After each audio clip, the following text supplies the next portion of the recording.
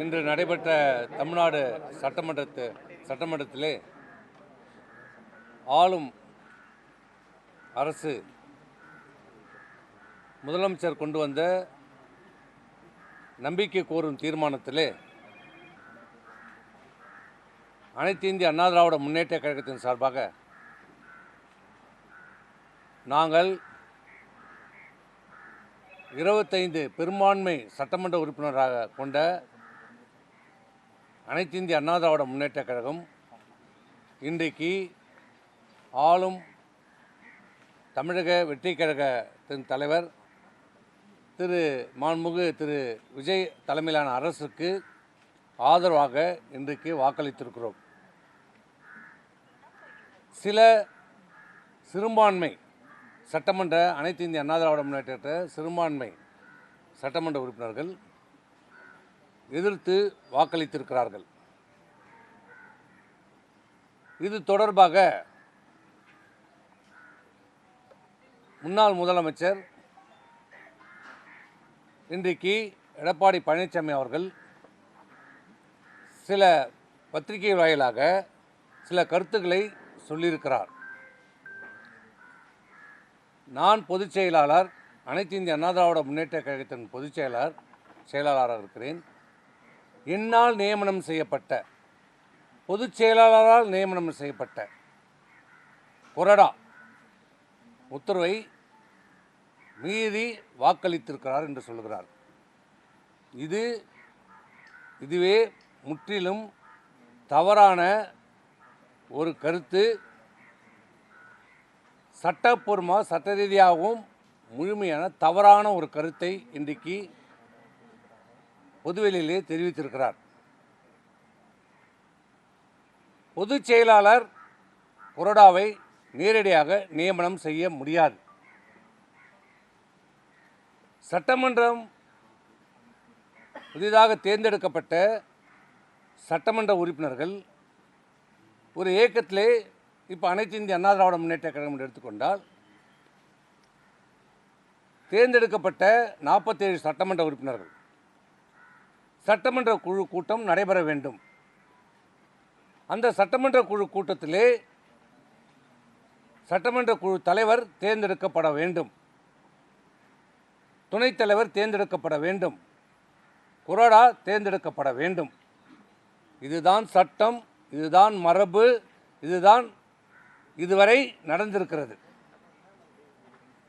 ஆனால் இங்கே அவர் சொல்லியிருக்கிற கருத்து அனைத்து இந்திய அண்ணா திராவிட முன்னேற்ற கழகத்தின் பொதுச் செயலாளராகிய நான் நியமனம் செய்த கொறடா. பொதுச் செயலாளர் கொறடாவை நியமனம் செய்ய முடியாது. சட்டமன்ற உறுப்பினர்களால் தேர்வு செய்யப்பட்ட சட்டமன்ற தலைவர், சட்டமன்ற உறுப்பினர்களால் தேர்வு செய்யப்பட்ட கொறடா இவர்தான் ஒரு கட்சியினுடைய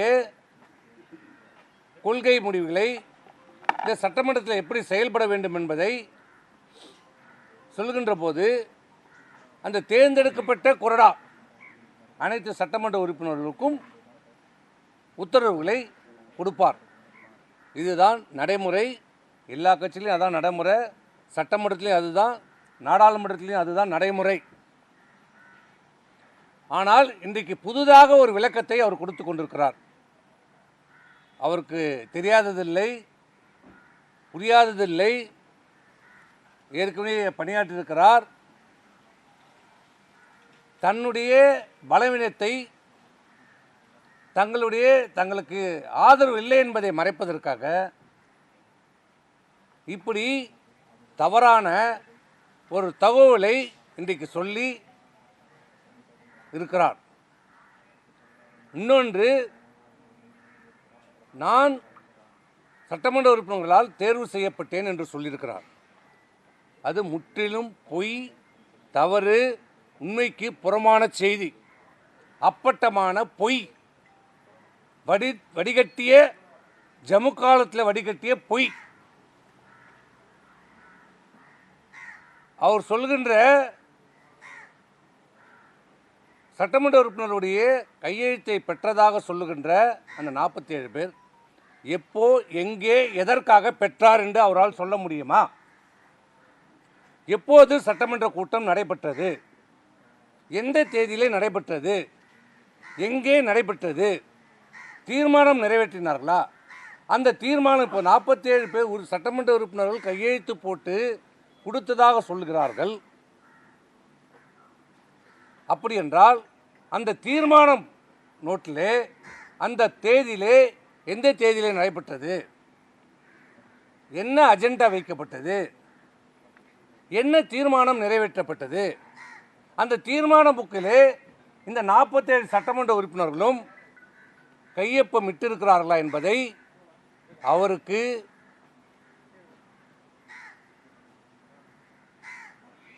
வெளியிட முடியுமா? அதை அந்த தீர்மான புத்தகத்தை வெளியிட தயாராக இருக்கிறாரா?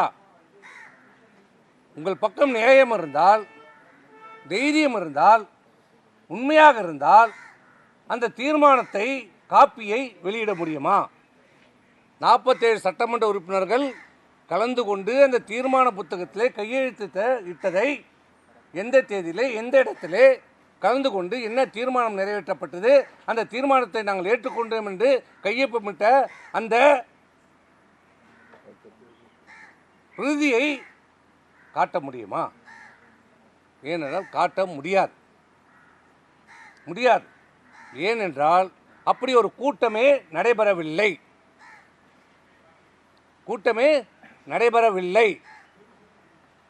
ஒரு ஃபோட்டோவை காட்டுவார், நாங்கள்லாம் அமர்ந்திருக்கிற மாதிரி. அது கூட்டமில்லை.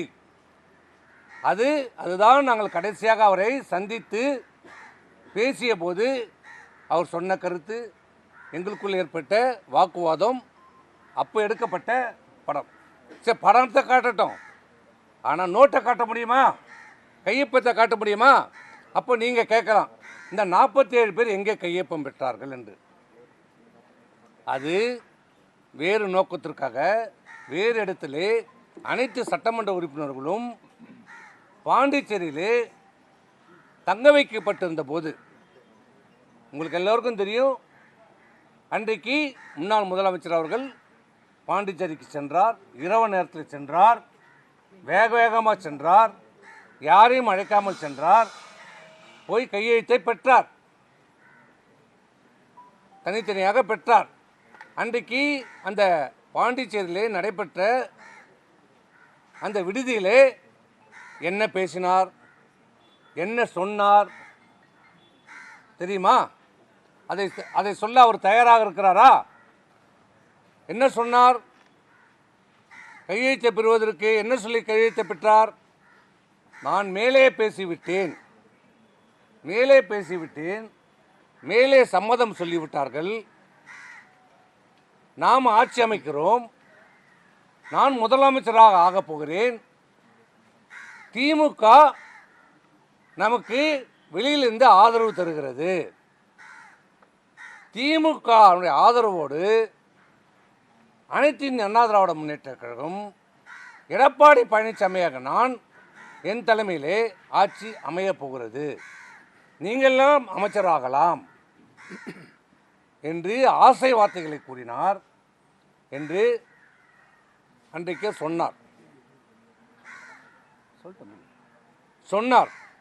சொன்னாரா இல்லையா? அத்தனை சட்டமன்ற உறுப்பினர்கள் நீ கேட்டிருக்கலாம். பிஜேபி எம்எல்ஏயும் நம்முடைய கட்சியில் இணைந்து கொள்வார் என்று சொன்னார். ஆனால் சட்டமன்ற கூட்டம் எங்கேயுமே எப்போதும் நடைபெறவில்லை. நடந்தது ஒரே சட்டமன்ற கூட்டம் நடந்தது, உறுப்பினருடைய கூட்டம் நடைபெற்றது. 8ஆம் தேதி எங்களுடைய தலைமையில் அனைத்து இந்திய அண்ணா திராவிட முன்னேற்ற கழகத்தில் சட்டமன்ற குழு கூட்டம் நடைபெற்று பெரும்பான்மையான சட்டமன்ற உறுப்பினர்கள் திரு வேலுமணி அவர்களை சட்டமன்ற தலைவராகவும் திரு விஜயபாஸ்கரை கொறடாவாகவும் தேர்வு செய்யப்பட்டு 8ஆம் தேதி கூட்டம் நடைபெற்றது. தீர்மானம் நிறைவேற்றியிருக்கிறோம், கையொப்பம் பெற்றிருக்கிறோம். அதை நாங்கள் சபாநாயகரிடம் கொடுத்திருக்கிறோம். பெரும்பான்மையான சட்டமன்ற உறுப்பினர்களால் தேர்வு செய்யப்பட்ட சட்டமன்ற தலைவர், பெரும்பான்மை சட்டமன்ற உறுப்பினர்களால் தேர்வு செய்யப்பட்ட கொறடா சட்டமன்ற உறுப்பினர் நல்லா புரிஞ்சுக்கங்க, சட்டமன்ற உறுப்பினர்களால் தேர்வு செய்யப்பட்ட கொறடா, பொதுச் செயலாளர் நியமிக்கப்பட்ட கொறடா இல்லை. இன்றைக்கு சொல்கிறார் அவருடைய பேட்டியிலே political party and legislature party, அது அவர் சொல்லலை, லெஜிஸ்லேச்சர் பார்ட்டின்னு சொல்லலை இருக்கிறது. பொலிட்டிக்கல் பார்ட்டி வேற, லெஜிஸ்லேச்சர் பார்ட்டி வேற. சட்டமன்றத்தினுடைய நிர்வாகத்திலே அரசியலினுடைய கட்சியினுடைய உத்தரவுகள் செல்லாது. சட்டமன்ற உறுப்பினர்களால் தேர்வு செய்யப்பட்ட நிர்வாகிகள் தான் அதை நிரூபிக்கணும். ஆனால் ஒரு கட்சியினுடைய கொள்கைகளை அமுல்படுத்துகின்ற போது அந்த கட்சியினுடைய தலைவர் சொல்கின்றதை அந்த கொறடா மூலமாக உத்தரவுகளை கொடுப்பார். ஆனால் தேர்ந்தெடுக்கப்பட்ட கொறடா, பொதுச் செயலாளரால் நியமிக்கப்பட்ட கொறடா இல்லை. இதை முதலில் தெளிவுபடுத்துகிறேன். முதல்ல அவர் கொடுத்திருக்கிற கடிதம் போலி கடிதம், செல்லாத கடிதம், செல்லாத நோட்டு.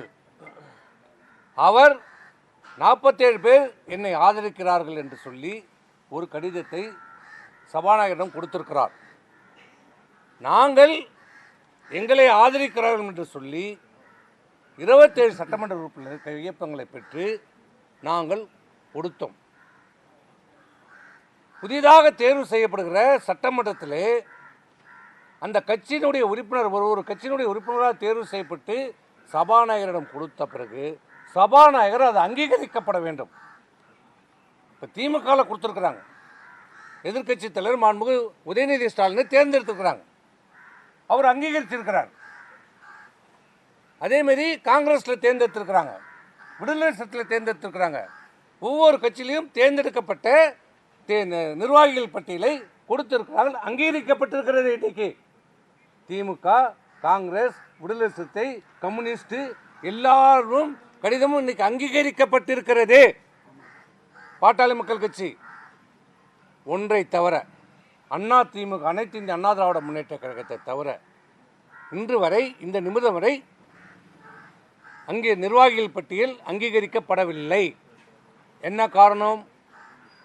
இந்த பக்கம் 47 பேர் கையெழுத்தை, போலியான கையெழுத்தை, நடக்காத ஒரு கூட்டத்திற்கு வேறு எதற்கோ ஒரு சம்பவத்துக்காக பெறப்பட்ட கடிதத்தை தன்னை தேர்ந்தெடுக்கப்பட்டதாக சொல்லி கொடுத்திருக்கிறார். இந்த பக்கம் நாங்கள் பெரும்பான்மை சட்டமன்ற உறுப்பினர்கள் தேர்வு செய்யப்பட்ட திரு வேலுமணி அவர்களுடைய கடிதத்தை கொடுத்திருக்கிறோம். 2 கடிதமும் இப்போ சபாநாயகனுடைய, அன்றைக்கு இடைக்கால சபாநாயகர் இருந்தார், நேற்று தான் சபாநாயகர் தேர்வு நடந்திருக்கிறது. இப்போ அந்த கடிதம் அங்கே இருக்கிறது. இப்படி போலியான ஒரு கடிதம் கொடுத்திருக்கிறார் என்று தெரிந்தவுடனே அடுத்த அரை மணி நேரத்திலே அதற்கு ஆட்சேபனை கடிதத்தை நாங்கள் கொடுத்து விட்டோம். சபாநாயகர் இப்போ அன்றைக்கு இடைக்கால சபாநாயகருக்கு உடனடியாக சபாநாயகர் அலுவலகத்துக்கும் சபாநாயகருக்கும் நாங்கள் ஆட்சேபனை கொடுத்திருக்கிறோம். என்னவென்று, அவர்கள் கொடுத்திருக்கிற கடிதம் போலியான கடிதம், அவர் சொல்லியிருக்கிற கூட்டம் நடைபெறவில்லை, அதில் போட்டிருக்கிற கையெழுத்து உண்மை இல்லை, அங்கேயும் கையெழுத்து போட்டிருக்கிறார்கள், எங்களிலையும் கையெழுத்து போட்டிருக்க, இரட்டை டபுள் என்ட்ரி இருக்கிறது. இதை நீங்கள் முழுமையாக விசாரணை செய்யப்பட வேண்டும், ஆய்வு செய்யப்பட வேண்டும், நடவடிக்கை எடுக்க வேண்டும் என்று சொல்லியிருக்கிறோம். இப்போ அதன் அடிப்படையிலே 2 கடிதத்தின் மீதும் இதுவரை நடவடிக்கை இல்லை, யாரையும் அங்கீகரிக்கவில்லை. அனைத்து இந்திய அண்ணா திராவிட முன்னேற்ற கழகத்தின் சார்பாக யாரும், இந்த பக்கம் எடப்பாடி பழனிசாமியும் அங்கீகரிக்கப்படவில்லை, இந்த பக்கம் வேலுமணி அவர்கள் போது 2 பதவிகளும் இன்னும் சட்டமன்ற சபாநாயகரால் அறிவிக்கப்படவில்லை, கொறடா அங்கீகரிக்கப்படவில்லை, கொறடா அங்கீகரிக்கப்படவில்லை. அப்போ அங்கீகரிக்கப்படாத போது அங்கீகரிக்கப்படாத ஒரு கொறடா உத்தரவு எப்படி சொல்லும்? செல்லாது. ஒன்று. இப்போ சபாநாயகர் அவர்கள் தான் இதை விசாரணை செய்து எது உண்மை எது பொய் என்பதை ஆராய்ந்து எங்களுக்கு 2 தரப்புக்கும் வாய்ப்பை கொடுத்து 2 தரப்பில் இருக்கிற சட்டமன்ற உறுப்பினரையும் கூட்டு ஆராய்ந்து விசாரணை செய்து இறுதி முடிவெடுத்து யாருக்கு பெரும்பான்மை சட்டமன்ற உறுப்பினராக இருக்கும் என்பதை முடிவு செய்ய வேண்டிய அதிகாரம் இன்றைக்கு சபாநாயகரிடத்தில் இருக்கிறது. இப்போ அவர் இடத்துல தான் இருக்குது. இப்போ முடிவு அவர் தான் சொல்லணும். யாருக்கு பெரும்பான்மை சட்டமன்ற உறுப்பினர் இருக்கிறார்களோ அவர் தான் அங்கீகரிக்கப்படுவார். இதுதான் சட்டம், இதுதான் நீதி, இதுதான். இதை எல்லாம் மூடி மறைத்து விட்டு எதுவுமே நடக்காதது போல, எதுவுமே தனக்கு தெரியாதது போல இன்றைக்கு அவர் பேட்டி அளித்திருக்கிறார். இப்போ இன்றைக்கி பத்திரிகைகளில் சொல்லியிருக்கிறார். நாங்கள் இப்போ இருக்கிற உண்மையை பட்டவர்த்தனமாக சொல்லி இதான் நிலைமை. இப்போ நான் எங்கள் பக்கமாக அங்கீகரிச்சுட்டா நாங்கள் ஒன்றும் எங்களுக்கு சொல்லலை, எங்கள் கொறடாக்கு அதிகாரம்னு நான் சொல்ல. இப்போ ரெண்டு பக்கமே அங்கீகரிக்கப்படாமல் இருக்கிறது. தலைவரும் இல்லை, கொறடாவும் இல்லை. அங்கீகரித்தாதான் அதுக்கு பதவி வரும், அதுக்கு உயிர் வரும். இதுதான் நிலைமை. இதையெல்லாம் மறைத்து விட்டு இன்றைக்கு சட்டமன்ற உறுப்பினர்களை மிரட்டுவதற்காக, அச்சமூட்டுவதற்காக, தன் பக்கம் அவர்களை எப்படியாவது இழுக்க வேண்டும் என்பதற்காக இப்படி அவர்களை எங்களை அச்சுறுத்த பார்க்கிறார், மிரட்ட பார்க்கிறார். இதுதான் நிலைமை. இன்னொன்று சொல்லுகிறார், ஏதோ அனைத்து இந்திய அண்ணா திராவிட முன்னேற்றத்தில் இருக்கிற சில முன்னாள் அமைச்சர்கள் பதவி ஆசைக்காக இன்றைக்கு ஆளும் கட்சியோடு ஆதரவாக வாக்களித்திருக்கிறார் என்று. யாருக்கு பதவி ஆசை, யாருக்கு என்பதை அவர் மனசாட்சியை தொட்டு சொல்ல வேண்டும். நான் சொல்கிறேன், உங்களுக்கும் புள்ள இருக்குது, எனக்கும் புள்ள இருக்கிறான், கேட்டுக்கோ. முன்னாள் முதலமைச்சர் அவர்களே, உங்களுக்கு ஒரே புள்ள, எனக்கு ஒரு பையன் ஒரு பொண்ணு. இந்த இடத்துல இப்போ சொல்கிறேன், உங்களுக்கு தைரியம் இருந்தால் வாங்க, என் புள்ளைய கொண்டாந்து நிறுத்துறேன், உன் புள்ளைய கொண்டாந்து நிறுத்தா, என் புள்ள மேலே தலை மேலே சத்தியம் அடிச்சு சொல்கிறேன். நீங்கள் சொன்னது என்ன என்ன என்ன என்ன சொன்னீங்க? திமுகவோடு உங்களுக்கு உறவும் இல்லை எதுமா? என்ன சொன்னீங்க? 4ஆம் தேதி தேர்தல் முடிந்து வெற்றி பெற்ற சான்றிதழ் வாங்குகிறோம். நான் 6:30 மணிக்கு வாங்குகிறேன். வாங்கிட்டு உடனே வீட்டில் கொடுத்துட்டு சென்னைக்கு கிளம்பிட்டேன். வந்து கொண்டே இருக்கிறேன். ஒரு 7:30 மணி இருக்கும் நான் செங்கல்பேட்டை தாண்டும் போது. யார் என்று பேரெல்லாம் கேட்காதீங்க, அதெல்லாம் கேட்காதீங்க, சொல்ல மாட்டேன். திமுகவிலிருந்து 2 முன்னாள் அமைச்சர்கள் எங்கள் லைனுக்கு வர்றாரு. என்னடா இவங்களுக்கு சம்மந்தமே இல்லை, நம்ம கூட வராங்க. முதல்ல நம்பர் தெரியாமல் எடுத்துட்டேன். நான் தான் பேசுகிறேன். என்ன பார்த்து நல்ல பதவியை வாங்கிக்கணும் வாங்க. நம்ம தோத்துட்டோம், என்ன நல்ல அமைச்சர், என்ன வாங்கினா என்னமோ பேசுகிறாரு, ஒன்றும் புரியல விட்டேன். அப்புறம் இன்னொரு அமைச்சர் வராரு. இல்லை என்னன்னா, நான் 5 வருஷமாக கண்டுக்கல, இப்போ தான் ஃபோன் பண்ணிங்களேன்னு கேட்டேன். இல்லை எல்லாம் நல்லபடியாக போகுது, எல்லாம் நல்லா பார்த்துங்க, நல்லா அமைச்சர் என்னமோ சொல்கிறாங்க, எனக்கு ஒன்றும் புரியல. நாங்கள் தோல்வி இதில் அந்த சங்கடத்தில் விட்டுட்டோம். நைட்டு வந்துட்டோம். காலையில் தான் என்னுடைய விஷயமே எங்களுக்கு புரியுது. காலையில் எங்களுக்கு செய்தி வருது, பொய்ச்சாளர்கிட்ட என்னன்னு பேசுகிறாரு, நம்ம ஆட்சி அமைக்கிறோம். என்ன சொல்கிறீங்க? திமுக நமக்கு ஆதரவு தருகிறது, வெளியிலேருந்து ஆதரவு தருகிறார்கள். நான் டெல்லியில் பேசிட்டேன், எல்லாம் முடிஞ்சிருச்சு. திமுக ஆட்சியில் பங்கெடுக்கலை, அவங்க வெளியிலேருந்து நமக்கு ஆதரவு தருகிறாங்க.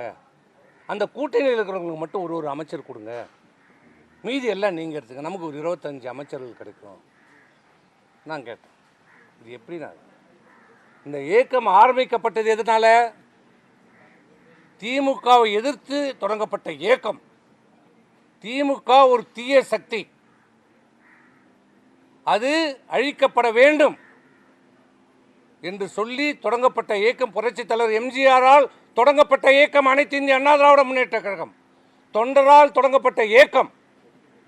அந்த இயக்கத்தில் சட்டமன்ற உறுப்பினரா, நாடாளுமன்ற உறுப்பினரா, அமைச்சரா, ஏன் இந்த மிகப்பெரிய தமிழ்நாட்டினுடைய முதலமைச்சரா, இந்த கட்சியினுடைய பொதுச்செயலாளராக இருக்கிற இவர் 54 ஆண்டு காலம், ஒரு தலைமுறை இல்லை, 2 தலைமுறை இல்லை, 3 தலைமுறையாக எங்கள் அப்பா மாவட்ட செயலாளர் எம்பி, இப்போ நான் இருக்கிறேன். அதேமாதிரி இவருடைய அப்பா சேர்மன், இவங்கெல்லாம் எல்லாருமே இங்கே இருக்கிற பெரும்பாலும் பார்த்தீங்கன்னா ஒரு தலைமுறை 2 தலைமுறை. இதுவரைக்கும் திமுக எதிர்த்து நாங்கள் அரசியல் செய்து கொண்டு இருக்கிறோம். இப்படி பார்த்த எங்களை திமுக ஆதரவோடு ஆட்சி அமையும் என்று நீங்கள் எப்படி சொல்கிறீங்க? இது என்ன நியாயம் என்று கேட்டேன். இல்லைப்பா, எல்லாரும் இருந்தோம், வெல்மன் இருந்தோம், அங்கே இருந்தோம், எல்லாரும் இருக்கிறோம். இன்றைக்கி சொல்லலாம், ஏன் கேபி முனுசாமி இருந்தார், அவர் உடனே அதுக்கு ஆமான்ட்டார், அது வேறு. எது உடனே அது ஒத்துக்கிட்டார். ஆமாம் கரெக்ட் தான் பண்ணுங்கன்றார். அது வேறு. நாங்கள் எல்லோரும் இருந்தோம். இது எப்படி நியாயம்? இது எப்படி மனசாட்சி நம்ம ஏற்றுக்கணும்? மக்கள் ஏற்றுப்பாங்களா? மக்கள் விடுப்பா அதெல்லாம் பார்த்துப்பாங்க. ஏன்னா தொண்டர்கள்லாம் ஏற்றுப்பாங்களா? தொண்டரை நம்ம செஞ்சு அதெல்லாம் சரியாயிடுவாங்கப்பா. ஏன்னா நம்ம மனசாட்சி ஏற்றுக்குமான்னு கேட்டேன். இன்னொன்று சொன்னேன், பொண்டாட்டி வீட்டில் போனால் பொண்டாட்டி விஷம் வச்சு சாவடிச்சிருவான்னு. பசங்க நம்ம பசங்க சொந்த பசங்க காரி துப்புவாங்கன்னு. சும்மா இருந்தேன், சொன்னதை தான் சொல்கிறேன். அங்கே சொன்னேன்ல, இந்த வார்த்தை சொன்னேன்ல, நான் சொன்னேன் இல்லையா? அப்புறம் ஏன் பேசுகிறீங்க? சொல்கிறேன், உண்மையை சொல்லுவோம். சொன்னோம். இல்லைப்பா, இல்லை இன்றைக்கே சொல்லு, இன்றைக்கே முடியாதுன்ட்டாங்க. வந்துட்டோம். இன்னொரு உண்மையும் சொல்கிறேன், இது உங்களுக்கு ஏற்கனவே தெரிஞ்ச உண்மை, நீங்கள் ஏற்கனவே வெளியிட்டுருக்கீங்க. இப்போ சொல்கிறேன், கேட்டுக்குங்க. ஏன்னா அவர் இந்த அளவுக்கு எங்களை வந்து குற்றச்சாட்டுறாரு. பதவிக்காக, நாங்கள் ஒரு அமைச்சர் பதவிக்காக எல்லாம் போகிறோம். அப்போ இவர் என்ன சன்னியாசம், இவர் என்ன இதுக்கு வந்த அரசியல் செய்கிறவங்க எல்லாமே பதவிக்கு வரணும் தான் நினைப்பாங்க. இது இப்போ இவர் மட்டும் எதுக்கு இருக்கிறாரு? இன்னைக்கு எதுக்கு? அதிமுக இந்த தேர்தலில் படுதோல்வி அடைஞ்சிருக்கிறது. ஆனால் அதை ஏற்றுக்க மனமில்லாத இன்னைக்கு சொல்கிறார் மிகப்பெரிய வெற்றின்றார். 47 தொகுதியை ஜெயிச்சது மிகப்பெரிய வெற்றின்னு சொல்கிறார். இப்படிப்பட்டவரை பொதுச் செயலாளராக வச்சுருந்தா என்ன பண்ண முடியும்? இது வெற்றியா? மிகப்பெரிய தோல்வி சொல்கிறார். வெற்றி பெற்றிருக்கிறோம் என்று சொல்கிறார். ஆனால் இதே அம்மா 96 சட்டமன்ற தேர்தலில் தோல்வி அடைஞ்சாங்க. தைரியமாக சொன்னாங்க, இந்த தோல்விக்கு நான் பொறுப்பேற்றுக் கொள்கிறேன் என்று சொன்னாங்க. அவங்க அம்மா, அவங்க பொதுச் செயலாளர், ஆண்மை மிக்கவர், ஆளுமை மிக்கவர். வெற்றியும் கொண்டாடணும், தோல்வி வந்தால் அந்த தோல்வி ஏற்றுக்கிற மனப்பக்குவம் இருக்கணும். அந்த மனப்பக்குவம் இன்னி வரைக்கும் அவர்கிட்ட கிடையாது. 19 தோத்தோம், 21 தோத்தோம், 24 தோத்தோம், 26 தோற்றுருவோம். இன்னி வரை எந்த தோல்விக்கும் பொறுப்பேற்கவில்லை அவர். நான் நேற்றே சொல்லிட்டேன், தோல்வி நான் அவரை மட்டும் தனிப்பட்ட முறையில் நான் குற்றச்சாட்டில். இந்த தோல்வியில் எல்லாருக்கும் பங்கு இருக்குது, நாங்களும் ஒத்துக்கிறோம், எங்கள் எல்லாருக்கும் பங்கு இருக்குது. ஆனால் அந்த உண்மையை ஏற்றுக்கொள்ள அவர் மறுக்கிறார். கட்சியை சீர்திருத்தத்துக்கு அவர் ஒத்துழைப்பு இல்லை. நான் இன்னொரு அதான் சொல்ல வந்தேன், தமிழ்நாட்டுக்கு ஒரு மிகப்பெரிய ஒரு அரிய வாய்ப்பு கிடைச்சிது. என்ன வாய்ப்பு? மிகப்பெரிய, நடக்க முடியாத, நினைச்சு பார்க்க முடியாத, சிந்திக்க முடியாத ஒரு வாய்ப்பு. சமுதாயத்திலேயே மிகவும் மிக மிக பின்தங்கி இருக்கிற தாழ்த்தப்பட்ட சமுதாயத்தை சேர்ந்த ஒருவருக்கு முதலமைச்சர் பதவி வாய்ப்பு வந்தது. திமுகவோட ஆதரவோடு ஆட்சி அமைக்கின்ற போது கம்யூனிஸ்டுகள் நேரடியாக டக்குன்னு என்று அவருக்கு ஆதரவு கொடுத்த உடனே திரு திருமாவளவன் அவர்களை முதலமைச்சராக ஆக்குகிறோம் என்று திமுகவால் முன்மொழியப்பட்டது. அவர் மட்டும் முதலமைச்சர், மீதி அனைத்து அமைச்சர் பதவியிலும் அண்ணா திமுக எடுத்துக்கொள்ள வேண்டும். 33 அமைச்சர்கள் நீங்கள் எடுத்துக்கங்க, திருமாவளவன் மட்டும் முதலமைச்சர் என்ற ஒரு வாய்ப்பு வந்தது. அது எங்களிடம், அதுதான் கடைசி அந்த கூட்டம், அந்த ஃபோட்டோ காட்டினாரு, அதுதான் நாங்கள் போனது. அப்போ சொன்னோம், சரி திமுகவோட நம்மளால் முடியாது, அவர் திருமாவளவன் ஒரு வாய்ப்பு வந்திருக்கிறது, சரி பண்ணிக்கலாமா சொல்லுங்கள், அது என்னான்னு சொல்லுங்கள். முடியாது, ஏற்றுக்கொள்ள முடியாது. அது எப்படி விடுதலை சிறுத்தைகள் கட்சின்னு ஆட்சின்னு தான் வரும்? முடியாது. நான் இருந்தால் நான் முதலமைச்சர், இல்லை என்றால் நம்ம எதிர்கட்சியாக செயல்படுவோம். இந்த சேம் வேர்டு யூஸ்ட். நான் இருந்தால் முதலமைச்சர் நான், இல்லை என்றால் எதிர்கட்சியாக செயல்படுவோம் என்று சொன்னார். அப்போ சரி இதுவும் வேண்டாமா கேட்டேன். அண்ணா திமுக தொடங்கப்பட்டதனுடைய நோக்கம் என்ன? திமுக அழிக்கப்பட வேண்டும், ஒழிக்கப்பட வேண்டும், தீய சக்தி. அதனால் இந்த டிவிகே தமிழக வெற்றி கழகத்தினுடைய நோக்கம் என்ன? திமுக ஒரு தீய சக்தி. நம்ம 2 பேருடைய நோக்கமும், அண்ணா திமுகவும் தமிழக வெற்றி கழகம் நோக்கமும் திமுக அழிக்கப்பட வேண்டும். நீங்கள் திமுகவோட போகிற மனநிலையில் வந்துட்டீங்க. அப்போ அதை நீங்கள் பரிசீலனை செய்யும் போது ஏன் நம்ம அனைத்து இந்திய அண்ணா திராவிட முன்னேற்ற கழகம் மாண்புமிகு முதலமைச்சர் திரு விஜய் தலைமையிலான அந்த ஆட்சிக்கு ஆதரவு கொடுக்கக்கூடாது என்று கேட்டோம். இதில் தான் எங்களுக்கும் அவருக்கும் கருத்து வேறுபாடு வந்தது. அவர் எந்த எதுக்கும் ஒத்துக்கொள்ளவில்லை என்றதால் தான் நாங்கள் வந்துவிட்டோம். இதுதான் நடந்த உண்மை. இதுதான் நடந்த உண்மை. இதில் எந்த விதமான ஒளிவு மறைவே கிடையாது. எங்கள் மனசில் இருக்கிற உண்மையை இன்றைக்கி எல்லாத்தையும் சொல்லிட்டோம். எந்த காலத்துலேயும் இன்றைக்கி சொல்கிறார், நான் கையெழுத்து போட்டு தானே இவர்கள் எம்எல்ஏ ஆனார்கள். ஏஃபம் உண்மைதான், பொதுச் செயலாளர் கையெழுத்து போட்டு தான் ஆகணும். அந்த பொதுச் செயலாளர் உருவாக்குறது யார்? இந்த தொண்டர்கள். இவரா சுயமா வந்துட்டாரா பொதுச் செயலாளரா? யார் உருவாக்குனது? இந்த உலகத்துக்கே தெரியும், இந்த ஊருக்கே தெரியும், இந்த தமிழ்நாட்டில் இருக்கிற அனைத்து தொண்டர்களுக்கும் தெரியும், மக்களுக்கு தெரியும் யார் உருவாக்குனது. அவ்வளோதான். இதுக்கு மேலே நாங்கள் எதுவும் சொல்ல விரும்பலை. இப்போ சொல்வது அனைத்து இந்திய அண்ணா திராவிட முன்னேற்ற கழகம்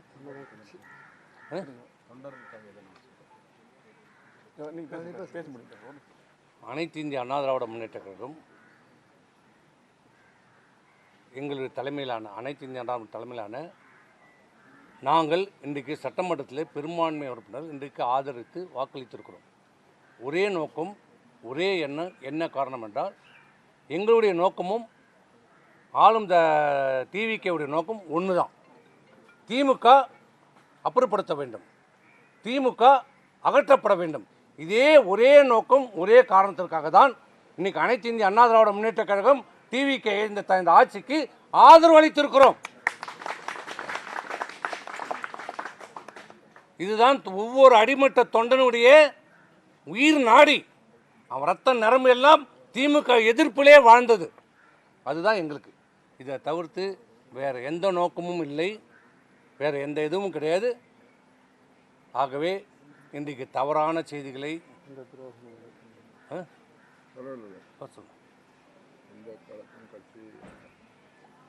இப்பயும் சொல்கிறோம். எந்த நிலையிலும் எந்த சூழ்நிலையும் எங்கள் உயிர் மூச்சு இருக்கிற வரை அனைத்து இந்திய அண்ணா திராவிட முன்னேற்ற கழகம்தான் எங்களுடைய. இதில் எந்த விதமான காம்ப்ரமைஸ்க்கு எங்களுக்கு இடம் கிடையாது. இதுதான்.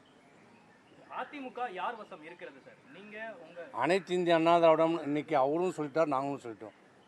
அவர் பொதுச் செயலாளராக இருக்கிறார். இன்று வரைக்கும் அவர் தான் எங்களுக்கு பொதுச் செயலாளர். அதில் எந்த மாற்று கருத்தும் இல்லை. பொதுச் செயலாளர் இன்றைக்கி சட்டமன்றத்திலே சொல்லியிருக்கிறார், அனைத்து இந்தியாவில் எந்த பிளவும் இல்லை என்று சொல்லியிருக்கிறார். நாங்களும் சொல்கிறோம். நாங்களும் அண்ணா திமுக திராவிடத்தில் பெரும்பான்மை சட்டமன்ற உறுப்பினர்கள் தான் வாக்களிச்சிருக்கிறோம். துரோகிகள் அப்படின்னு எடப்பாடி பழனிசாமி உங்களை குறிப்பிடுறதை எப்படி பார்க்குறீங்க? யார் என்னையா?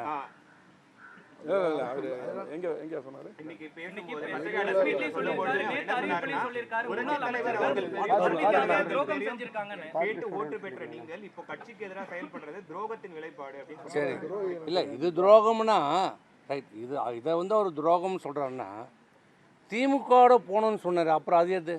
அதுக்கு நீங்களே பதில் சொல்லிக்கங்க. அனைத்து இந்திய அண்ணா திராவிட முன்னேற்ற கழகம் நடந்து முடிந்த சட்டமன்ற தேர்தலிலே ஏற்பட்ட தோல்வியை குறித்து விவாதிக்கப்பட வேண்டும், ஆலோசிக்க வேண்டும். ஏன், என்ன காரணம், எதற்காக இந்த தொடர் தோல்வி ஏற்படுகிறது? அதிலும் குறிப்பாக மாண்புமிகு அம்மா அவர்கள் மறைவிற்கு பிறகு 2016க்கு பிறகு நடைபெற்ற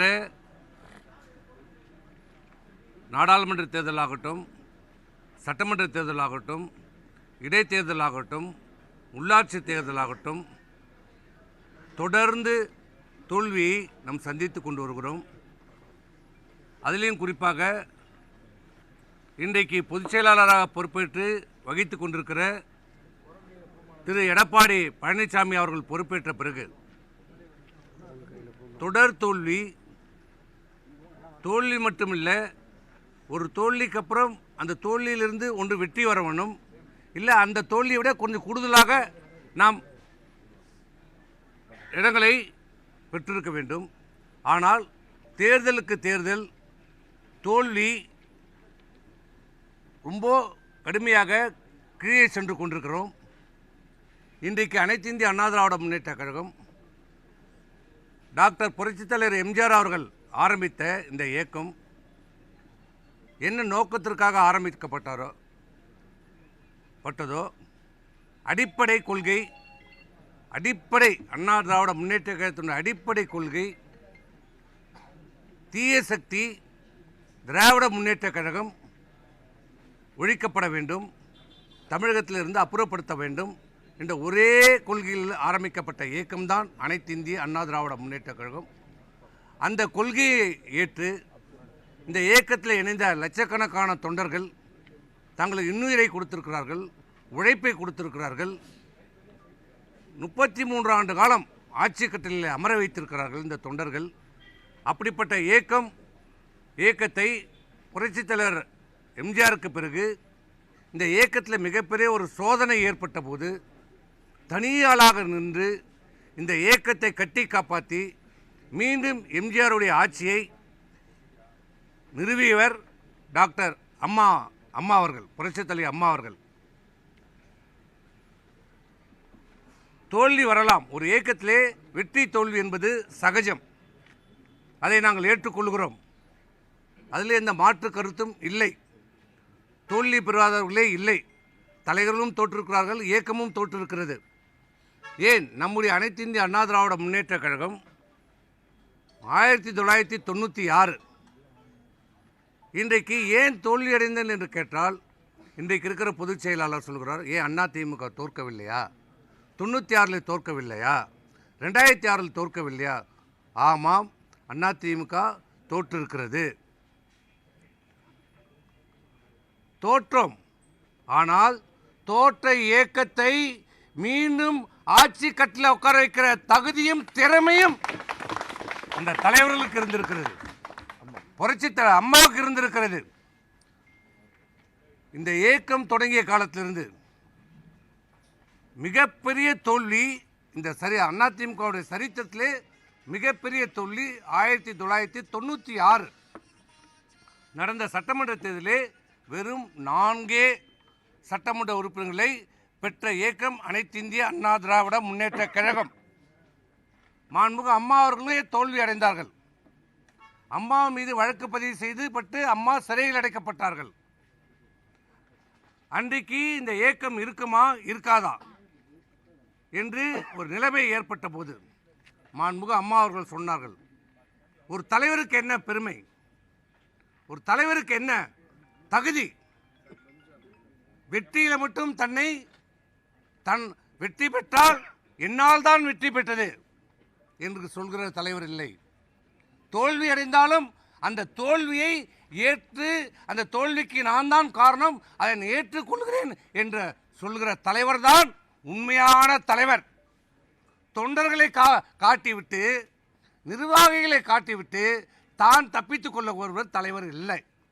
வெற்றி பெற்றால் தன்னால் வெற்றி, தோல்வி அடைந்தால் நிர்வாகிகள் சரியாக பணியாற்றவில்லை என்று சொன்னார். ஆனால் அன்றைக்கு அம்மா சொன்னார்கள், இந்த இயக்கத்தின் இந்த தோல்வியை நான் என்னுடைய தோல்விக்கு நான் முழுமையாக பொறுப்பேற்றுக் கொள்கிறேன் என்று சொல்லி மீண்டும் எம்ஜிஆர் ஆட்சியை விரைவிலே நிறுவேன் என்று சபதமேற்றார்.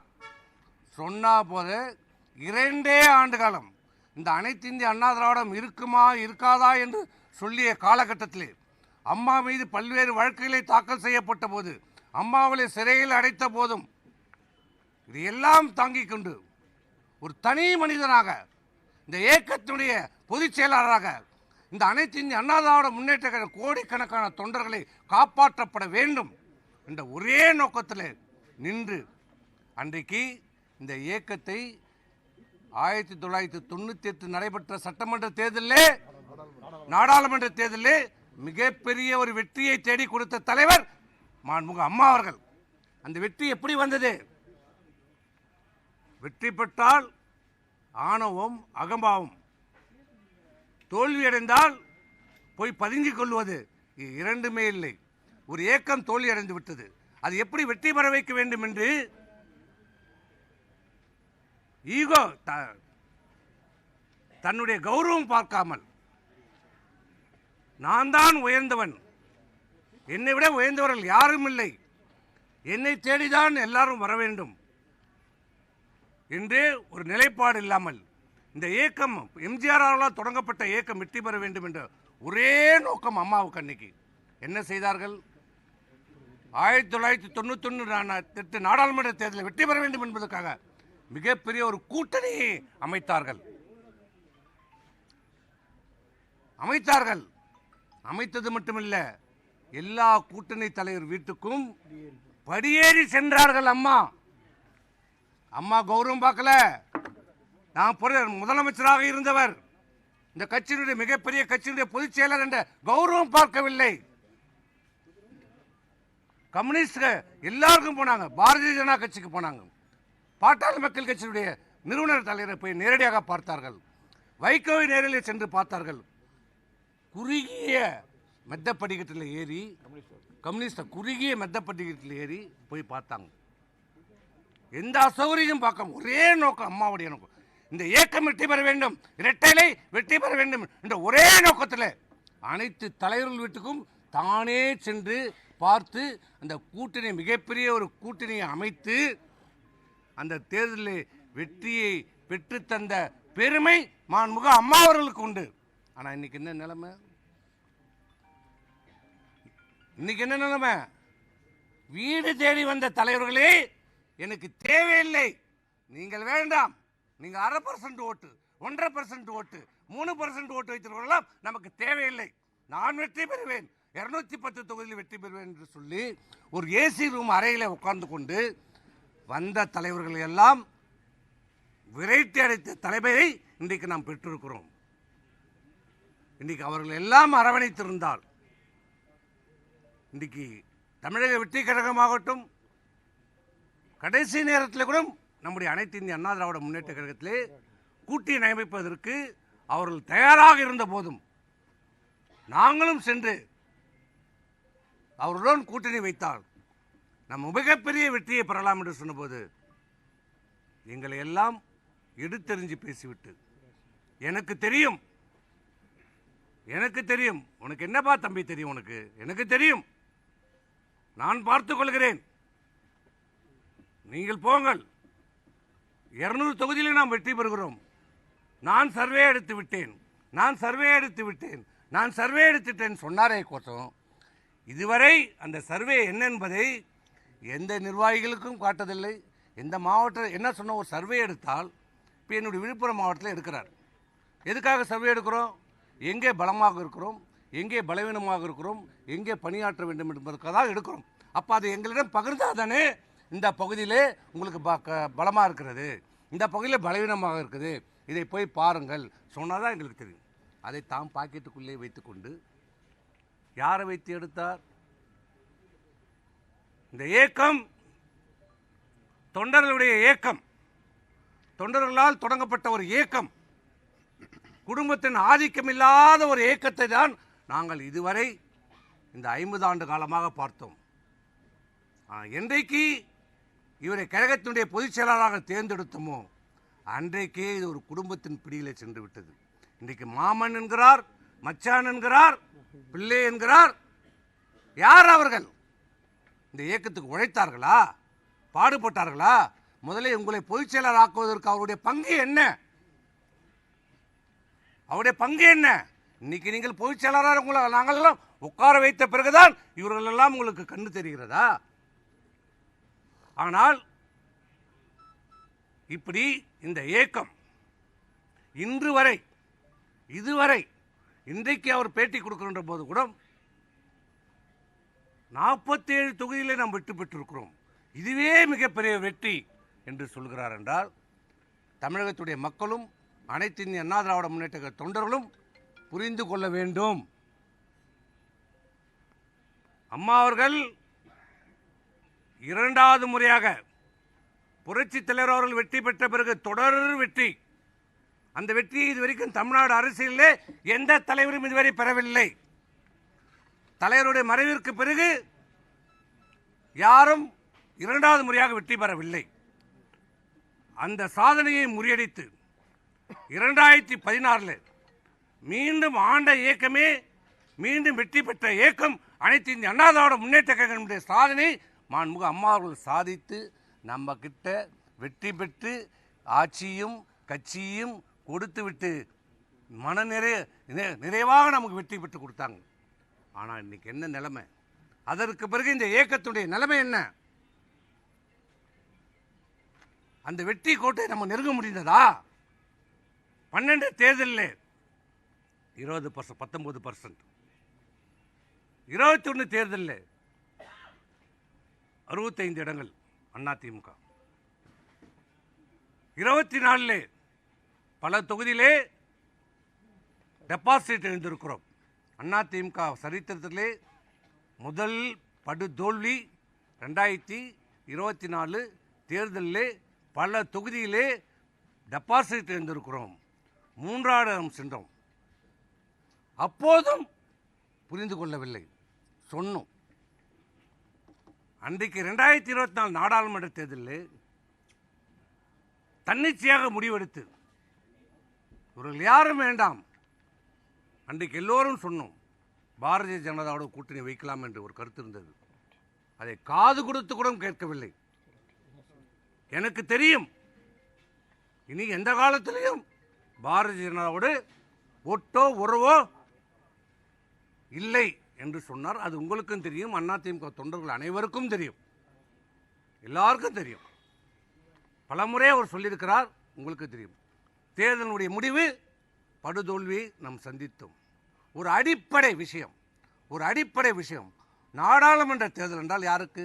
இந்த நாட்டினுடைய பிரதமரை யார் தேர்ந்தெடுக்க வேண்டும் என்பதுதான் நாடாளுமன்ற தேர்தல். திராவிட முன்னேற்ற கழக கூட்டணியிலே பாரத பிரதமர் வேட்பாளராக ராகுல் காந்தியை சொல்கிறார்கள். பாரதிய ஜனதா அணி நரேந்திர மோடி பாரத பிரதமர் அவர்களை வேட்பாளராக முன்னிறுத்துகிறது. இங்கே அனைத்து இந்திய அண்ணா திராவிட முன்னேற்ற கழகம் எந்த கூட்டணியும் இல்லை. இல்லாமல் என்ன சொல்லுகிறார்கள்? யாரும் வேட்பாளர், பிரதமர் வேட்பாளர் இல்லை. இல்லை என்றாலும் பரவாயில்லை. தேர்தலில் என்ன முடிவெடுத்தார்கள்? ஏதோ இவருக்கும் திராவிட முன்னேற்ற கழகத்துக்கும் தேர்தல் என்ற போது பிரச்சாரம் பண்ணினார். அதுவே தவறான ஒரு முடிவு. தோல்வி அடைந்தோம். நாங்கள் சொல்லுகிற போதே ஏற்க மறுத்தார். ஆனால் பாரதிய ஜனதாவோடு ஒட்டோ உறவோ மீண்டும் கூட்டணி இல்லை என்று சொன்ன பொதுச் செயலாளர் அவர்கள் திடீரென்று ஒரு நாள் டெல்லிக்கு வருகிறார். வாங்க என்று சொல்லுகிறார். என்ன என்று கேட்டால் ஒன்றும் சொல்லவில்லை. வாங்க எங்கே போகிறோம் என்றால் அமித்ஷா வீட்டுக்கு, அவர் வீட்டுக்கு போகிறோம் என்றார். போனார். நேர போய் பாரதிய ஜனதா கூட்டணியை உறுதி செய்கிறார். யாரை கேட்டார்? யாரிடம் கலந்தாலோசித்தாரா? தலைமை கழக நிர்வாகிகளோடு கலந்தாலோசித்தாரா? பேசினாரா? ஒரு ஆலோசனை, ஒரு கருத்தையாவது கேட்டாரா? பாரதிய ஜனதாவோடு கூட்டணி இல்லை என்பதை எடுக்கப்பட்ட முடிவு எங்கே? செயற்குழு கூட்டத்தில் எடுக்கப்பட்ட முடிவு. அனைத்து இந்திய அண்ணா திராவிட முன்னேற்ற கழக செயற்குழுவிலே எடுக்கப்பட்ட முடிவு பாரதிய ஜனதாவோடு கூட்டணி இல்லை என்பது. ஆனால் தன்னிச்சையாக செயற்குழுவில் எடுக்கப்பட்ட முடிவை தன்னிச்சையாக யாரையும் கலந்தாலோசிக்காமல் என்ன நோக்கத்திற்காகவோ என்ன காரணத்திற்காகவோ தெரியவில்லை. இதுவரை எதிர்க்கட்சி சொன்னார்கள், நாங்கள் உள்ளே இருக்கோம், நாங்கள் சொல்ல முடியாது. சரி, ஏதோ வந்தால் திடீரென்று பாரதிய ஜனதாவை நம்ம கூட்டணி வைத்திருக்கிறோம் என்று சொன்னார். இன்று வரை காரணத்தை சொல்லவில்லை. ஏன் கூட்டணி வைத்தீர்கள், எதற்காக வைத்தீர்கள், என்ன காரணம், இன்று வரை சொல்லவில்லை. இன்றைக்கு என்ன நிலைமை? சட்டமன்ற தேர்தலிலாவது முறையாக கூட்டணி வையுங்கள் என்று நாங்கள் பலமுறை வற்புறுத்தினோம். தேசிய முற்போக்கு திராவிட கழகத்தை இணையுங்கள் என்று சொன்னபோது ரொம்ப நாங்கள் எங்களால் எவ்வளோ முடியுமோ அவ்வளோ சொன்னோம். ஒரு புரட்சி, ஒரு கட்சிக்கு, ஒரு தலைவர்களுக்கு என்ன, சொன்ன வாக்கை காப்பாற்றப்பட வேண்டும். ஒரு வாக்குனா ஒரு தலைவர்கள் வாக்கை, அது நாக்கு சுத்தம் காப்பாற்றப்பட வேண்டும். நாடாளுமன்ற தேர்தலிலே கொடுத்த வாக்குறுதி தேமுதிகவுக்கு ஒரு ராஜ்யசபா எம்பி கொடுப்போம் என்று சொன்னார். ஆனால் முடிந்த பிறகு அந்த நாடாளுமன்ற தேர்தல் வருகிற போது நிலையை மாற்றிக்கொண்டார். நாங்கள் சொன்னோம், இது தப்பு, முறையல்ல, சொன்னதை கொடுங்க, அடுத்த தேர்தலில் உங்களுக்கு யாரை போடுகிறீர்களோ போட்டுக்கொள்ளுங்கள், நீங்கள் யார் வேணாலும் போடட்டும், ஆனால் இப்போ அவர்களுக்கு கொடுங்க, சட்டமன்ற தேர்தலுக்கு அவர்கள் நமக்கு தேவை, அதை கொடுங்கன்றோம். எங்கள் கருத்தை உதாசனைப்படுத்தி விட்டார். ஸோ அவர் கொடுத்த வாக்கையும் காப்பாற்றவில்லை. அதனால் அவர்கள் எங்கள் மீது மிக வருத்தம். அந்த வருத்தம் கடைசி வரைக்கும் அவர்கள் கூட்டணி வெளியேறுவதற்கான காரணமாக அமைந்து விட்டது. அப்போதும் அவர்கள் வந்தார்கள், கூட்டணியில் சேருவதற்கான அனைத்து முயற்சியிலும் அவர்களுடைய முதல் சாய்ஸே கூட்டணியிலே அனைத்து இந்திய அண்ணா திராவிட முன்னேற்ற கழகத்தில் சேர வேண்டும் என்பதுதான். பலமான முயற்சி எடுத்தார்கள், கடைசி வரைக்கும் முயற்சி எடுத்தார்கள். ஆனால் அவர்களை உதாசனம் செய்தார். நானே வெற்றி பெற்று விடுவேன், எனக்கு யாரும் தேவையில்லை, எந்த கூட்டணியும் தேவையில்லை, அதிமுக தன்னந்தனியாக நின்று வெற்றி பெற்று விடும் என்று சொன்னார். நாங்கள் எவ்வளவோ சொன்னோம், அவர் அதை கேட்டுக்கொள்ளவில்லை. அதனுடைய முடிவு இன்றைக்கு 2026 சட்டமன்ற தேர்தலிலே மாண்புமிகு எம்ஜிஆர் அவர்களால் தொடங்கப்பட்ட இந்த இயக்கம், மாண்புமிகு அம்மா அவர்களால் தொடங்கப்பட்ட இந்த கட்டி காப்பாற்றப்பட்ட இயக்கம் தொடர் தோல்வி, தொடர் தோல்வி, தொடர் தோல்வி, தோல்வி மட்டுமில்லை, தோல்வி கீழே போய்கொண்டே இருக்கிறது. அனைத்து இந்திய அண்ணா திராவிட முன்னேற்ற கழகத்துடைய சரித்திரத்திலே கிட்டத்தட்ட பெரும்பான்மையான தொகுதியிலே இன்றைக்கு 3வது இடம் சென்றிருக்கிறது அதிமுக. மிகப்பெரிய வருத்தம், வலி எங்களுக்கு ஏற்பட்டிருக்கிறது. எங்களால் தாங்க முடியவில்லை, சொல்ல முடியவில்லை. இவ்வளவு காலம் அவரை பொதுச் செயலராக யார் கொண்டாந்தோம்? அவராக பொதுச் செயலர் ஆகிவிட்டாரா? யார் கொண்டாந்தது? யார் உருவாக்கியது? இங்கே இருக்கிற பொதுக்குழு உறுப்பினர்கள், நாங்கள் தொண்டர்கள் எல்லோரும் ஒற்றுமையாக இருந்து ஒற்றை தலைமை வேண்டும் என்ற நிலைப்பாட்டை நாங்கள் தான் எடுத்தோம். இன்றைய பொதுச் செயலாளர் எடுக்கல. அவருக்கு பயம், அச்சம் இல்லை. இந்த இயக்கம் காப்பாற்றப்பட வேண்டும் என்றால், வேகமாக செயல்பட வேண்டும் என்றால் ஒற்றை தலைமை அவசியம் என்று நாங்கள் தான் எடுத்தோம். அவர் சொல்லலை, போய் சொன்னோம். இன்றைக்கி அதுக்கான பாவத்தை நாங்கள் அனுபவித்து கொண்டிருக்கிறோம், தண்டனையை நாங்கள் அனுபவித்து கொண்டிருக்கிறோம். சொன்னோம், இல்லை இது பிரச்சனை ஆகிடும், கட்சி உடைஞ்சிடும், அங்கே போயிடும், கேஸ் ஆகும். அதான் ஆமாம், ஒற்றை தலைமை முக்கியம், விரைந்து முடிவெடுக்க வேண்டும், வேகமாக செயல்பட வேண்டும் என்றால் ஒற்றை தலைமை தேவை என்று சொல்லி வழக்கு வரும், தேர்தல் ஆணையம் சொல்லும். இது எல்லாம் நாம் பார்த்துக்கொள்ளலாம், ஓராண்டு காலமாகும். இது எல்லாம் முடித்துவிட்டு, சரியாக ஓராண்டு காலத்தில் முடித்துவிட்டு நாம் எல்லாத்தையும் பார்த்து இந்த அனைத்து இந்திய அண்ணா திராவிட முன்னேற்றத்தை காப்பாற்றலாம். அதே போன்று ஓராண்டு காலத்திலே இந்த அனைத்து பிரச்சனையும் தீர்த்து வைத்து இன்றைக்கு பொதுச் செயலாளராக உருவாக்கி வைத்தது இங்கே நின்று கொண்டிருக்கின்ற பொதுக்குழு உறுப்பினர்கள். சுயமாக ஒன்றும் பொதுச் செயலாளராகவில்லை. தமிழ்நாட்டில் இருக்கிற அந்த கோடான கோடி தொண்டர்களுடைய எண்ணத்திற்கு அடிப்படையிலே உருவாக்கப்பட்டது தான் இந்த பொதுச் செயலாளர். ஒரு தலைவருக்கு என்ன அழகு? நாங்களே தவறு செய்திருந்தாலும், இல்லை மற்றவர்கள் தவறு செய்திருந்தாலும் அவர்களை அழைத்து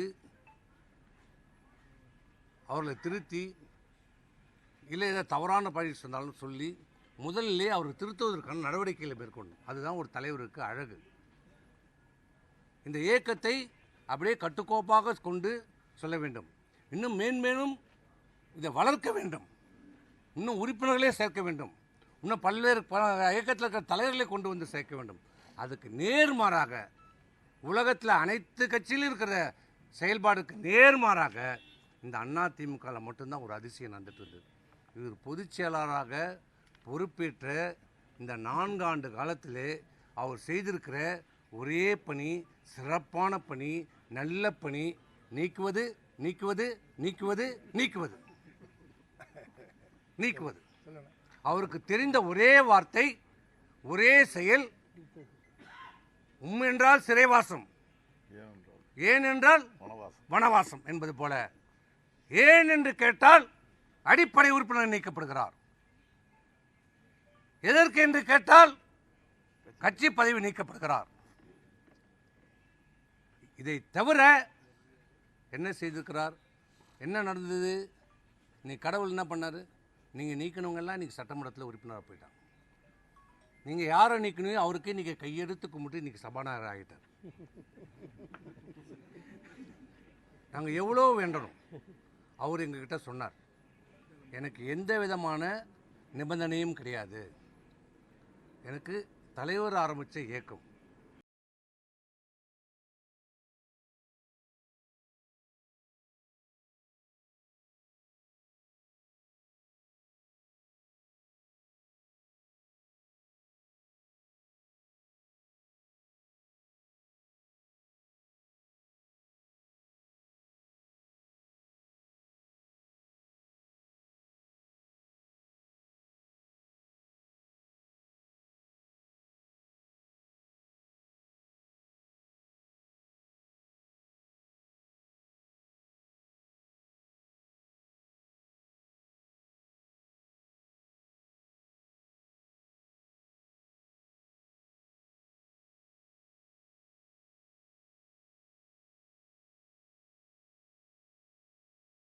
அவருடைய நோக்கம். திமுக உடைய நோக்கத்தை மிக வெற்றிகரமாக செயல்படுத்துகிற ஒரு பொதுச் செயலாளராக இன்றைக்கு இந்த பொதுச் செயலாளர் இருக்கிறார். திமுக நோக்கம் என்ன? அண்ணா திமுகவை அழிக்க வேண்டும், ஒழிக்க வேண்டும், பலவீனமடை செய்ய வேண்டும். இதுதான் அவங்க நோக்கம். இப்போ அவர் என்ன செய்து கொண்டிருக்கிறார்? பொதுச் செயலாளர் தேர்தலுக்கு தேர்தல், தேர்தலுக்கு தேர்தல், அனைத்து அண்ணா திராவிட முன்னேற்ற கழகம் பலவீனமடை செய்து கொண்டிருக்கிறார். அதை புரிந்து கொள்ள மறுக்கிறார். சொன்னாலும் கேட்க மறுக்கிறார். எனக்கு தெரியும், எனக்கு தெரியும், எனக்கு தெரியும், நீங்கள் போங்க என்று சொல்லுகிறார். இன்றைக்கு என்ன செய்திருக்கிறார்? மீண்டும் அவர் பணியை துவக்கி இருக்கிறார். தேர்தலுக்காக விடுமுறை விடப்பட்ட பணியை, அவர் கழக பணியை இன்றைக்கு தொடங்கி இருக்கிறார். இன்றைக்கு நீக்கம் எத்தனை பேர்? 26 பேர் எங்களை நீக்கி இருக்கிறார். இந்திய செய்தி இந்த நிமிடம் வரை 26 பேரை நீக்கி இருக்கிறார். அதெல்லாம் விடுங்க, 8 முறை நிலவரப்படி. நான் கேட்குறேன், இந்தியாவிலே எந்த இயக்கத்திலேயாவது எந்த கட்சியிலேயாவது இப்படி ஒரு பெரும்பகுதியான நிர்வாகிகளை நீக்கியதாக நீங்கள் பார்த்துருக்கிறீர்களா? கேள்விப்பட்டிருக்கீங்களா? பிரிந்து சென்றிருப்பார்கள், பிரிந்து சென்றிருப்பார்கள்.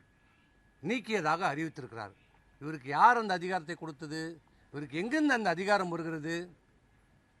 எல்லோரும் இவர் கழகத்துடைய துணை பொதுச் செயலாளர், இவருடைய கழகத்துடைய தலைமை நிலை செயலாளர், நாங்கள் எல்லாம் அமைப்பு செயலாளர், மாவட்ட கழக செயலாளர்கள், சட்டமன்ற உறுப்பினர்களாக இருக்கோம். எங்களை நீக்குவதற்கு பொதுச் செயலாளருக்கு என்ன அதிகாரம் இருக்கிறது? எங்களிடம் விளக்கம் கேட்கப்பட்டதா? இல்லை காரணம் நீக்கிய அந்த நீக்கப்பட்டிருக்கிற பட்டியலில் காரணம் சொல்லப்பட்டிருக்கிறதா? இந்த காரணத்துக்காக இந்த இதுக்காக நீக்கணும் என்று சொல்லப்படுறதா? இது எப்படி சொல்லும்? எந்த விதத்திலையும் செல்லாது. அவர் நீக்கிய அந்த பத்திரிகை வடகட்டத்து கூட உதவாது. இது எதற்கும் செல்லாது, செல்லாது, எதற்கும் அது செல்லாது, எந்த விதத்திலையும் அது செல்லாது, எந்த அதிகாரமும் இல்லை. ஏனென்றால் அனைத்து இந்திய அண்ணா திராவிட முன்னேற்ற கழகத்தில் தேர்தல் முடிந்த பிறகு அனைத்து இந்திய அண்ணா திராவிட முன்னேற்ற கழகம் மிகப்பெரிய ஒரு தோல்வி, 3வது இடத்துக்கு சென்றிருக்கிறது. தொண்டருடைய உழைப்பு, அண்ணா திமுக தொண்டர்களுடைய உழைப்பு, வேர்வை, ரத்தம் அனைத்தும் இன்றைக்கு இவர்கள் எடுத்த தவறான முறை, தவறான தேர்தலினுடைய நடவடிக்கை, கூட்டணி அமைப்பதிலே ஏற்பட்ட தவறுகள் இன்றைக்கு அதிமுக தொண்டர்களுடைய உழைப்பு வீணாயிருக்கிறது, வீணடிக்கப்பட்டிருக்கிறது. அது மட்டுமில்லை, யாரை எதிர்த்து நாங்கள் போராடினோமோ, யாரை எதிர்த்து நாங்கள் அரசியல் செய்தோமோ, இன்றைக்கு நீங்கள் பதவி சுகம் அனைத்திருக்கிறீர்களே, சட்டமன்ற உறுப்பினராக, நாடாளுமன்ற உறுப்பினராக, அமைச்சர்களாக, பொதுச் செயலாளராக, முதலமைச்சராக இருந்தால் அதுக்கு யார் காரணம்? யாரை எதிர்த்து நீங்கள் அமைச்சர் ஆனீர்கள், சட்டமன்ற உறுப்பினர் ஆனீர்கள்? யாரை எதிர்த்து நீங்கள் முதலமைச்சர் ஆனீர்கள்? யாரை எதிர்த்து உங்களுக்காக பொதுச் செயலாளர் பதவி கொடுக்கப்பட்டது?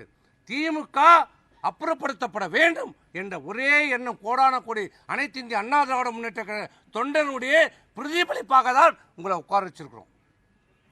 அப்படிப்பட்ட அந்த அடிப்படை கொள்கை திமுகவோட எதிர்ப்பிலே பிறந்தவர்கள் தான். இந்த நெருப்பில் பிறந்தவன் சொன்னார், அதேமாரி திமுக எதிர்ப்பில் பிறந்த வளர்ந்து உயிரை விடுகிறவர்கள் தான் அனைத்து இந்திய அண்ணா திராவிட முன்னேற்ற கழக தொண்டன். சாகின்ற வரை அவனுடைய ஒரே எதிர்ப்பு திமுக எதிர்ப்பு. அப்படிப்பட்ட திமுகவோடு சேர்ந்து திமுகவுடைய ஆதரவை பெற்றுக்கொண்டு தேர்தலில் படுதோல்வி அடைந்த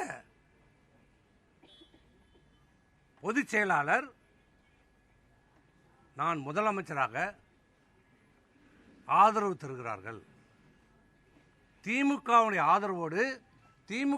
ஆதரவோடு என்றால் இன்னும் நேரடியாக சொல்ல வேண்டும் என்றால் மு.க. ஸ்டாலினுடைய ஆதரவோடு, உதயநிதி ஸ்டாலினுடைய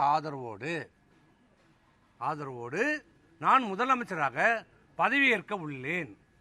எனக்கு வாய்ப்பு இருக்கிறது, பிரகாசமாக இருக்கிறது, அருமையாக இருக்கிறது, சிறப்பாக நான் முதலமைச்சர் ஆயிடுவேன், நீங்கள்லாம் அமைச்சராயிடலாம். இப்படி ஏற்றுக்கொள்ள முடியும்?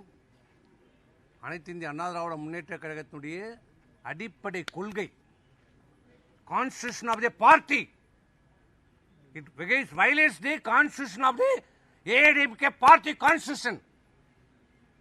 கட்சியினுடைய அடிப்படை கொள்கையை மீறுகிற செயல். அதை யார் செய்கிறார்? அந்த கட்சியினுடைய சட்டத்திட்டங்களை, கொள்கைகளை காப்பாற்ற வேண்டிய, கடைபிடிக்க வேண்டிய, செயல்படுத்த வேண்டிய இந்த கட்சியினுடைய பொதுச் செயலாளர் மீறி இருக்கிறார். உண்மையிலே இதுக்கு நடவடிக்கை எடுக்கப்பட வேண்டும் என்றால் யார் மேல எடுத்திருக்கணும்? அது தொண்டர்கள் விரைவில் முடிவு செய்வாங்க.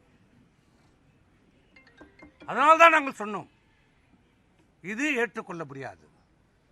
இது இந்த இயக்கத்துடைய எம்ஜிஆருடைய ஆன்மா மன்னிக்காது, அம்மாவுடைய ஆன்மா நம்மை மன்னிக்காதே என்று சொன்னோம்.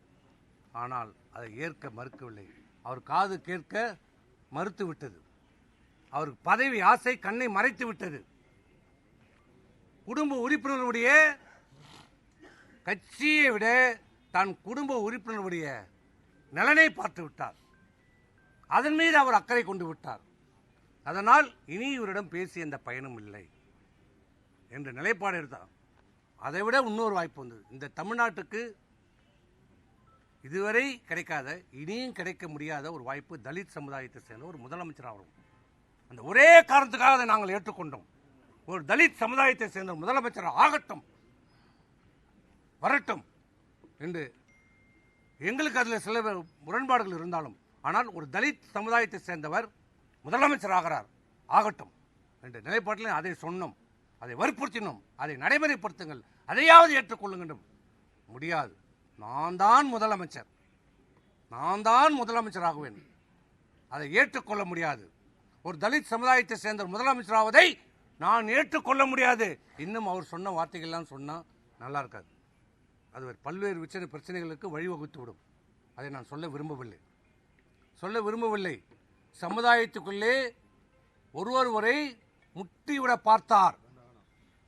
பார்த்தார். ஆனால் அதை நான் பேச விரும்பவில்லை. விட்டுவிடுங்கள்.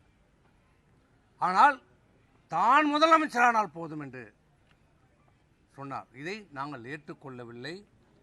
அதனால் பெரும்பான்மையான சட்டமன்ற உறுப்பினர்களுடைய முடிவின்படி நாங்கள் பொறுப்பாளர்களை தேர்வு செய்து ஆளுநரிடம் நாங்கள் கொடுக்கல, முதலில் அவர் கொடுத்தார், அப்புறம் நாங்கள் கொடுத்தோம்.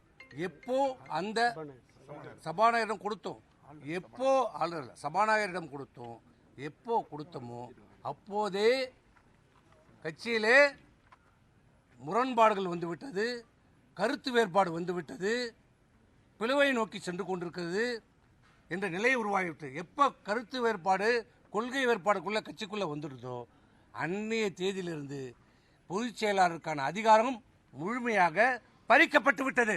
எங்களை நீக்குகிற அதிகாரம் பொதுச் செயலாளருக்கு முற்றிலும் துளியும் அவருக்கு அதிகாரம் இல்லை. இந்த நீக்கம் செல்லாது. செல்லாது.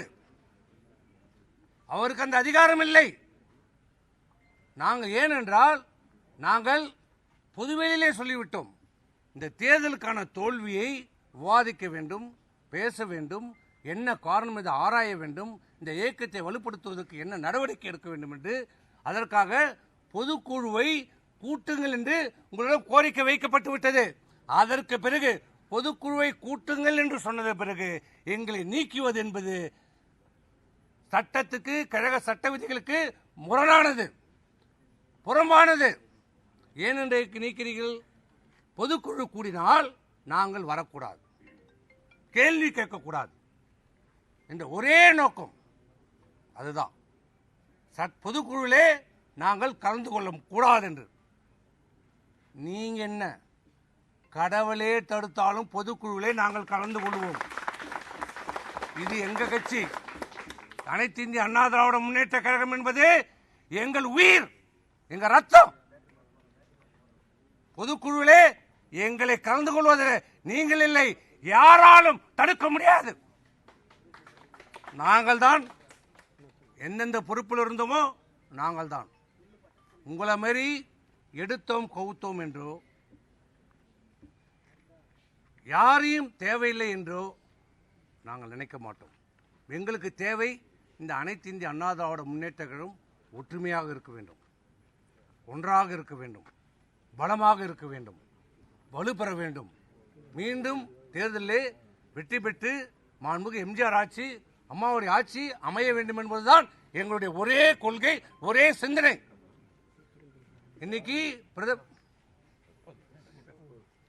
இன்னைக்கு முதலமைச்சர் திரு விஜய், மாண்புமிகு விஜய் அவர்களுடைய நோக்கம் திமுக அப்புறப்படுத்தப்பட வேண்டும்.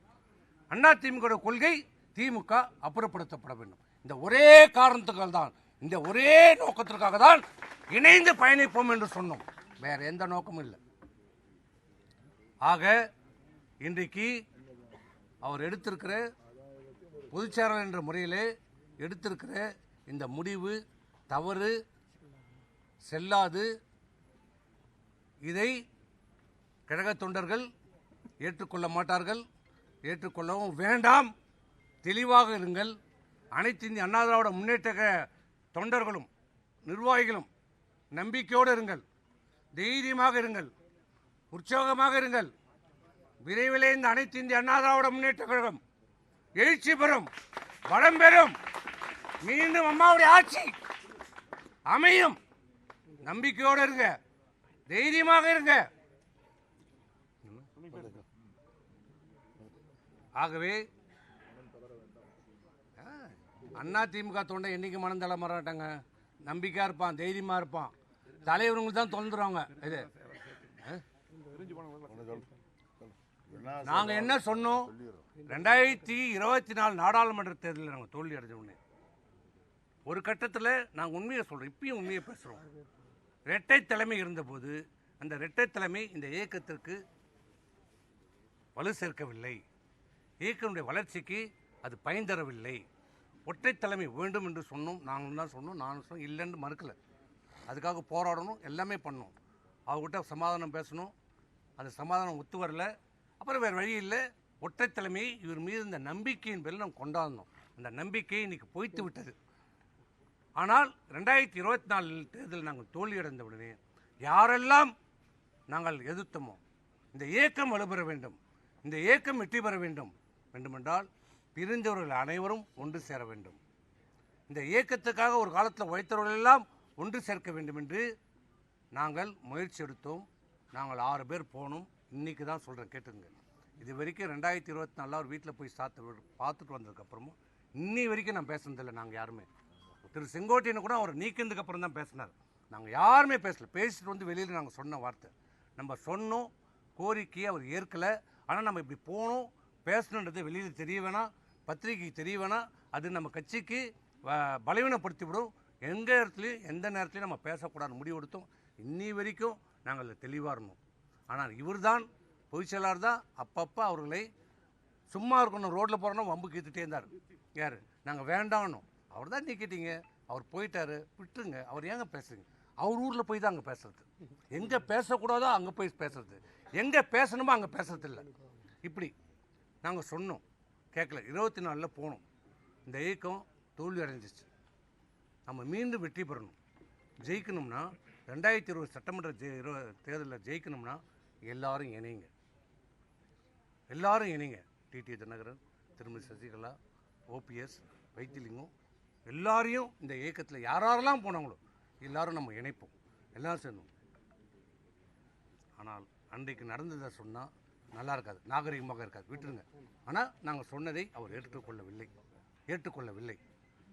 முழுமையாக எவ்வளவோ போராடினோம், மன்றாடினோம். கிட்டத்தட்ட ஒரு 2 மணி நேரமாக போராடி பார்த்தோம். முடியல. சரி, முடியல, பரவாயில்ல, அப்புறம் பேசிக்கலாம். அவர் நம்ம கருத்தை அவர்கிட்ட நம்ம சொல்லிட்டோம். அவர் எப்பயாவது மாறி அவர் கருத்து மாறி வருவாருன்ட்டு பொறுமையாக இருப்போம்னு சொல்லிட்டு நாங்கள் வந்துட்டோம். ஆனால் கடைசி வரை தன்னை மாற்றிக்கொள்ளாதது மட்டுமில்லை, அதைவிட கடுமையான நிலைப்பாட்டை மேற்கொண்டார். அன்றைக்கு மட்டும் 2024 எல்லோரும் சேர்த்திருந்தார். ஏன்னா இவர் தான் சொன்னோம், நீங்கள் தான் பொதுச் செயலாளர், அவங்க யாரும் இனிமேல் உங்கள் பொறுப்புக்கு இனிமேல் எந்த அபாயமும் இல்லை, அவர்கள் கேட்கவும் முடியாது, கேட்டாலும் நம்ம தரப்போகிறதில்லை, ஏதாவது ஒரு பொறுப்பு கொடுத்து நம்ம வச்சுக்கலான்னு. எதுக்கு எந்த சமரச முயற்சிக்கும் அவர் தயங்கலை. அதை மட்டும் அன்றைக்கு கேட்டிருந்தார்னா இன்னைக்கு அனைத்து இந்திய அண்ணா திராவிட முன்னேற்ற கழகம் இன்னைக்கு பொதுச் செயலாளர் முதலமைச்சராக இருப்பார். தான் தலையிலே தன்னை மண்ண வாரி போட்டுக்கின்ற நடையாகி போயிட்டது நம்ம நிலவை. அதை தான் இன்றைக்கி சொல்கிறோம். இந்த அனைத்து இந்திய அண்ணா திராவிட முன்னேற்ற கழகம் மீண்டும் வலுப்பெற வேண்டும், வெற்றி பெற வேண்டும் என்றால் பிரிந்தவர்கள், வெளியே சென்றவர்கள், நீக்கப்பட்டவர்கள் அனைவரையும் ஒன்றாக மீண்டும் கழகத்தில் இணைக்க வேண்டும், அவர்களை சேர்க்க வேண்டும், அவர்களுக்கு உரிய அங்கீகாரத்தை கொடுத்து மீண்டும் அனைத்து இந்திய அண்ணா திராவிட முன்னேற்ற கழகம் மிகப்பெரிய ஒரு வலுவான ஒரு இயக்கமாக நீங்கள் சேர்த்தாலே போதும், அது உருவாயிடும். உருவாக்க வேண்டும் என்பதுதான் எங்களுடைய கோரிக்கை. அதை தான் நேற்றும் சொன்னோம், 2024 சொன்னோம், இப்போதும் சொல்கிறோம், இன்றைக்கும் இந்த பத்திரிகையாளர் செய்தி வாயிலாக சொல்கிறோம், பொதுச் செயலாளருக்கு சொல்லுகிறோம், அனைவரும் இணைங்கள். யார் மீதும் காழ்ப்புணர்ச்சியை காட்டாதீர்கள், யார் மீதும் கோபத்தை காட்டாதீர்கள். உங்கள் மீது எனக்கு தனிப்பட்ட எந்த கோபமும் இல்லை. ஏனென்றால் தனிப்பட்ட முறையில் அவரும் நானும் பல பேரத்தில் அவர்கிட்ட சண்டை போட்டுப்போம், அவரும் என்கிட்ட சண்டை போடுவார், அது ஒரு பிரச்சனையே இல்லை. அப்படியே போய் அடுத்த நிமிஷமே நானும் அவரும் பேசிப்போம், கடுமையாக சண்டை போட்டுப்போம். ஆனால் அடுத்த நிமிஷம் அவரும் வந்துடுவார், நானும் வந்துடுவேன். அந்த விதத்தில் நான் அவரையும் குறை சொல்ல, நான் யாரையுமே குறை சொல்ல. நாங்கள் போட்டுப்போம், அது 2 பேருமே கட்சிக்காக தான் போட்டுப்போம். அதில் நான் இப்பயும் சொல்கிறேன், தனிப்பட்ட முறையில் அவருக்கு மேலே இருக்கிற எனக்கு மரியாதை எந்த விதத்துலையும் எப்போதும் கிடையாது. அவரை பார்த்தாலே நான் வேற தான் போயிடுவோம். ஏன்னா அவர் பார்த்து எதாவது நம்மளை பேச்சு இது பண்ணுறவர் எது இப்பயும் இருக்குது. தனிப்பட்ட கருத்து வேறுபாடு எனக்கு அவருக்கு போயிட்டு இல்லை. எனக்கு தனிப்பட்ட ஆதாயம் இங்கே இருக்கிற யாருக்குமே தனிப்பட்ட ஆதாயம் எதுவுமே கிடையாது. கட்சி நலனுக்காக தான் நாங்கள் சொல்லுகிறோம். பொதுமக்களே, கழக தொண்டர்களே, கட்சி நலனுக்காக தான் சொல்கிறோம், கட்சியினுடைய வளர்ச்சிக்காக தான் சொல்கிறோம். நம்பிக்கையாக இருங்க, உறுதியாக இருங்க, எழுச்சியாக இருங்க, ஒற்றுமையாக இருங்க. இந்த நடவடிக்கைகளை கண்டு நீங்கள் அச்சப்பட வேண்டாம், பயப்பட வேண்டாம், தெளிவாக இருங்கள். இது எடுக்கப்பட்ட இந்த நடவடிக்கை நிர்வாக ரீதியாகவும் தப்பு, மனசாட்சிப்படியும் தப்பு, கட்சியினுடைய சட்ட திட்டங்கள் விதிகளுக்கு படியும் தப்பு.